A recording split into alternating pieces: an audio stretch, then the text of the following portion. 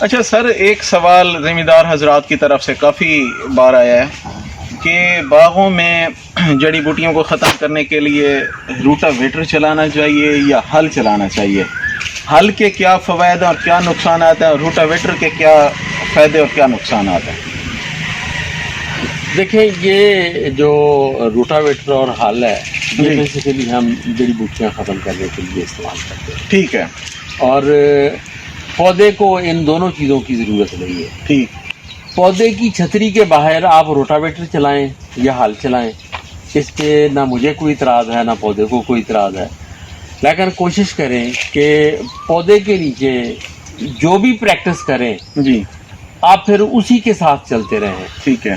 ایک تو ہل اور روٹا ویٹر پودے کے نیچے نہیں آنا چاہیے. ٹھیک ہے. اس کو اوائڈ کریں تاکہ یہ اوپر والی جڑیں جو ہیں وہ زیادہ خراب نہ ہوں. صحیح. دوسرا، بجائے اس کے کہ ہم گوڈی کریں، بہتر یہ ہے کہ ہم کو ہلکی پھلکی صفائی کر کے اس کو جب فرٹیلائزر ڈالنا ہو تو ڈال دیا کریں.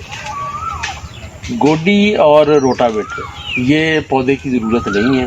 عام طور پہ پودے کے نیچے زیادہ جڑی بوٹیاں نہیں ہوتی. ایک تو وہاں پہ سایہ ہوتا ہے اور دوسرا پتے گر جاتے ہیں نیچے. تو جب آپ وہاں پہ کلٹیویشن نہیں کرتے نا تو پھر وہ ایک اوپر طے ہی بن جاتی ہے جو جڑی بوٹیوں کو اگنے ہی نہیں دیتی. صحیح. تو پھر بھی اگر اکا دکا اگائیں تو آپ اس کو مینولی طرف کر لیں تو زیادہ بہتر ہے.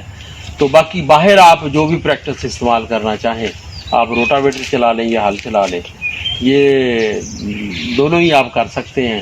اور اس پہ آم کے پودے کو کوئی اعتراض نہیں ہے. ہاں ایک چیز ہے کہ جو روٹا ویٹر جب بار بار استعمال ہوتا ہے نا تو یہ 2-3 انچ سے یہ زمین کو ایسے کہہ لیں کہ پالش کرتا ہے، پلگ کرتا ہے، کمپیکٹ کر دیتا ہے، پانی نیچے نہیں جانے دیتا. لیکن اس کا باغ کو کوئی خاص نقصان نہیں ہوتا. وہ اس لیے نہیں ہوتا کہ یہ ساری چیزیں جو ہیں یہ روٹ سسٹم سے دور ہیں. ٹھیک ہے. لیکن بالآخر ایک ایسی سٹیج آ جاتی ہے جب جڑیں باہر کو آ جاتی ہیں چھوٹے پودوں کی، تو پھر ایسی جو صورتحال ہے وہ نقصان دہ ہو جاتی ہے. تو اس لیے بہتر یہ ہے کہ روٹا ویٹر اور ہل کا استعمال کم سے کم کریں. اور اگر مجبوری ہو تو روٹا ویٹر سے ہل پھر زیادہ بہتر ہے.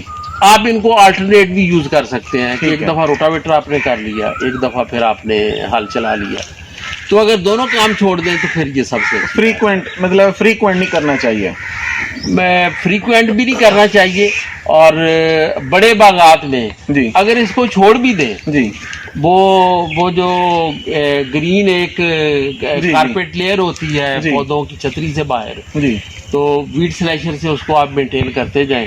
اور پودے کے نیچے جڑی بوٹیاں ویسے نہیں ہوتی. جو بڑی جڑی بوٹیاں ہیں ان کو آپ مینولی طرف کر لیں فرٹیلائزر ڈالنے سے پہلے. تو یہ زیادہ بہتر عمل ہے. ہاں ایک اور چیز جو نا جس کا روٹا ویٹر اور ہل کے ساتھ ہی ریلیشن ہے، جب آپ روٹا ویٹر اور ہل بند کر دیتے ہیں تو آپ کے نا گھاس بھی اگتا ہے، بڑا بھی اگتا ہے، چھوٹا بھی اگتا ہے. پھر وقت کے ساتھ ساتھ آپ دیکھیں گے کہ صرف گراس رہ جائے گا، بڑی جڑی بوٹیاں ختم ہو جائیں گی. صحیح. جس باغ کے اندر گراس اور جڑی بوٹیاں ہوتی ہیں وہاں کھیت میں پانی نہیں رکتا. صحیح. آپ پانی لگائیں گے 2-3 گھنٹے کے بعد پانی نیچے چلا جائے. بالکل صحیح ہے.